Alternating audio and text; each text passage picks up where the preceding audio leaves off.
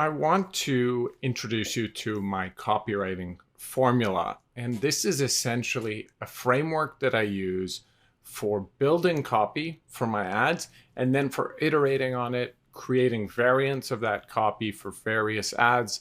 And it's a tool so that I don't have to start from scratch every time. And let me expand on that a little bit. So personally, even going back to when I was in school, I was a math kid, and even though I love reading, I never was a natural born writer.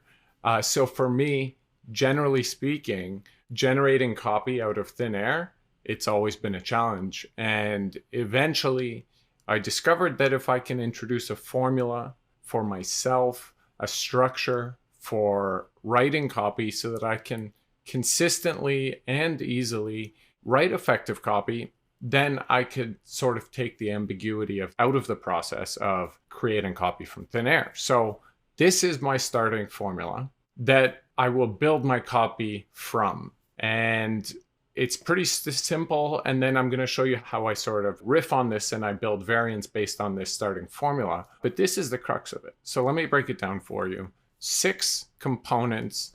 I start with the hook. And the hook is not the time or place to be modest. This is an intention grabbing claim, statistic, statement, problem, or pain point. So the goal here is to catch someone's attention, immediately get them to stop scrolling and read the rest of your copy. From there, I move on to step 2, which is the core benefit. And think back to our discussion of features versus benefits. This is likely the most critical place in my mind. And since we've discussed the importance of ad variants, this is also an area you can switch up frequently. So you should have multiple ads with multiple core benefits featured in each of their copy, but we have to start somewhere. So when I'm writing my first ads copy, I start with one core benefit and then I branch out from there. So after the core benefit is objection handling. And if you've been operating your business for a reasonable amount of time, you likely have some semblance of what the biggest objections are.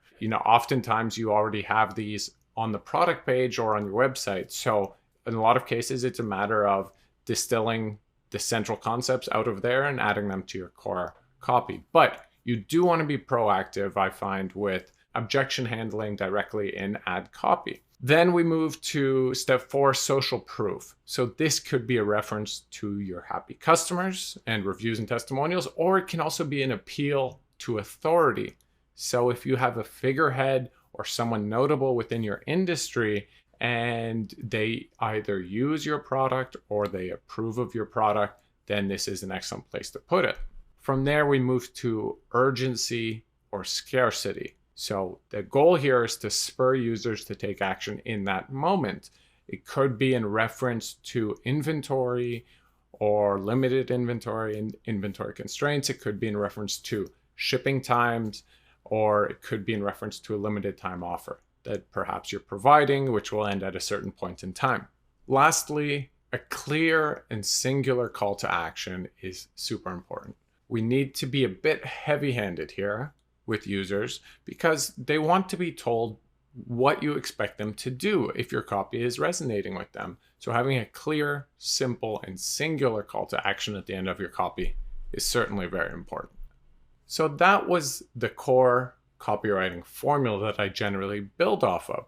But as I mentioned, it's a starting point. So I start with that formula and then we can build variants off of there. And that was quite long. Those 6 steps I had showed you, if you build that into copy, you'll find that it ends up being quite long. But certainly not all your ads should have extra long copy. So I find that starting there means we can then take out pieces, move pieces around, and suddenly we have multiple variants, but we've only essentially written one version of copy. So for example here, I've highlighted 3 potential formula you can use for prospecting campaigns. These are more appropriate for first-time interaction with the user.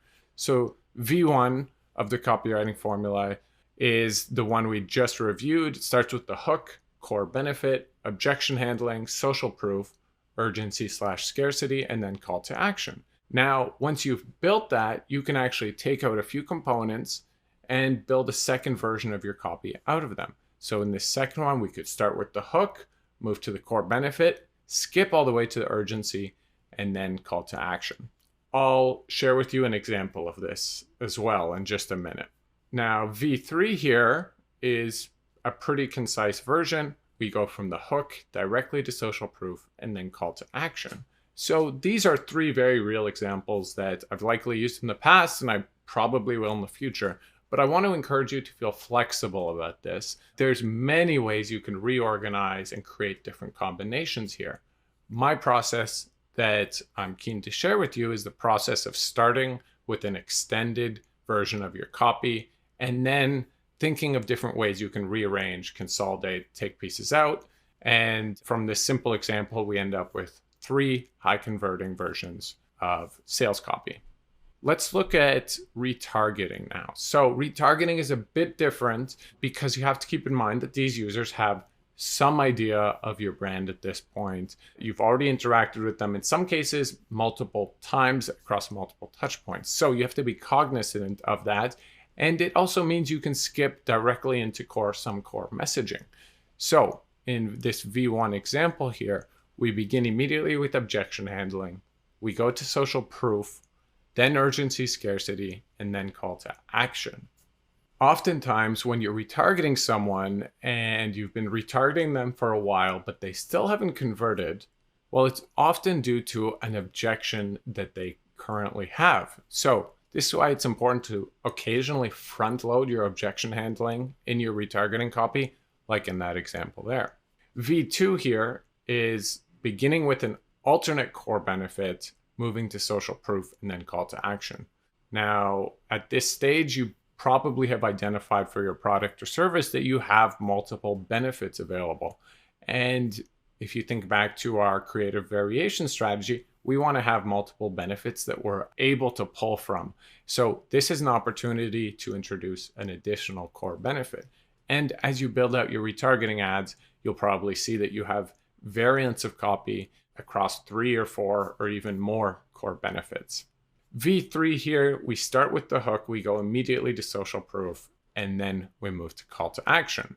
And again, I'd encourage you to be flexible here, guys. So think about there's, numerous ways in which you can reorganize these components, but I'd encourage you simply to be thinking about it in this way.